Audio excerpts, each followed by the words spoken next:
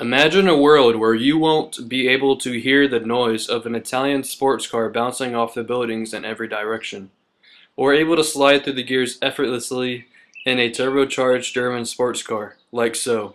Sorry about the iPhone quality.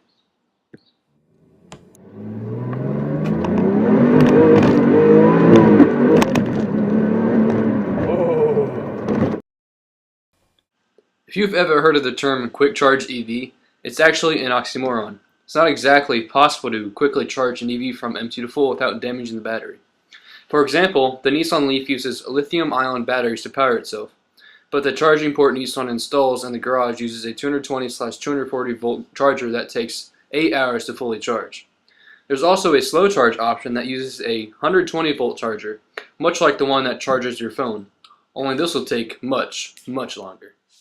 If you've ever seen the British TV show Top Gear, then you might have seen the episode where Jeremy Clarkson and James May take two different electric vehicles on a road trip. The two cars that they took were a Nissan Leaf and a Peugeot Ion. Clarkson explained that the Leaf was so quiet that Nissan had to install a new windshield wiper motor because it was simply too loud, and the headlights were sculpted in such a way that air was deflected away from the mirrors for minimal wind noise. Despite the advantages of a quiet ride, they had to sit at their destination for 8 hours to let their cars charge.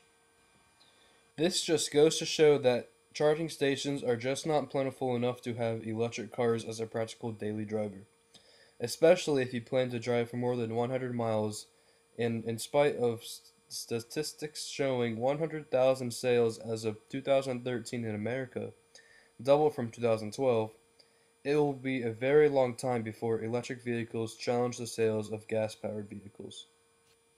Aside from the negative aspects of electric cars, there are a few positive ones. One major positive trait of electric cars is the lack of fuel expenses. With the rising gas prices, this helps Americans save a lot of money per month. According to Nissan, it only takes $2 to $4 to fully charge a Nissan Leaf. Compare that to a $40 to $80 fill for most gas-powered vehicles. This will save a lot of money for your piggy bank. Moving on to gas-powered vehicles, there are pros and cons just like electric vehicles. Some pros being that used cars can be outstandingly affordable, gas stations are common, wide variety to choose from, and virtually every shop knows how to work on one. With technology evolving rapidly, cars of all sizes have been able to get a very impressive MPG. The all-new Mazda CX-5 SUV gets 35 miles per gallon on the highway, and it's not a hybrid. The Ford Fiesta is also a gas-powered vehicle that gets around 50 miles per gallon due to the 1-liter, 3-cylinder turbocharged engine. The engine is so small that if you grab a carton of orange juice, it will represent the size of the Fiesta's engine. With the growing concern of MPG, sports cars and supercars alike have been able to acquire a decent MPG for what they are. The new 2014 Corvette Stingray gets 30 miles per gallon if equipped with the 7-speed manual transmission option. Not too bad from a big V8.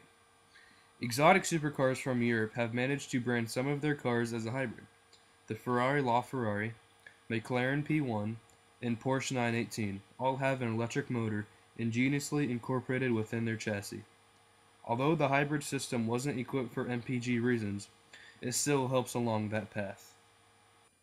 As expected, not every American is able to buy a brand new fuel-efficient car that gets 50 miles per gallon highway. A lot of Americans choose to or are stuck with an old car that doesn't get very good MPG. For example, my small two-door 26-year-old Nissan 300ZX isn't exactly what we'd call efficient. Just out of the small 3-liter 6-cylinder engine, I presume I get 13 to 15 miles per gallon city. How it's that low from such a small car, I will never know. After reviewing the polar opposites of this controversial topic, I think gas-powered is the future for America and across the world. This technology has been around for over 100 years, so there is a lot of experience behind it. Every year, car companies are getting more innovative to create a more fuel-efficient engine. Until the problem of range and charge time is solved, electric cars are worse for the environment and are less practical. Also, The electric motor is less reliable than first thought. Priuses commonly need their motor replaced due to bearing wear down. The Ice Age shall continue to live on.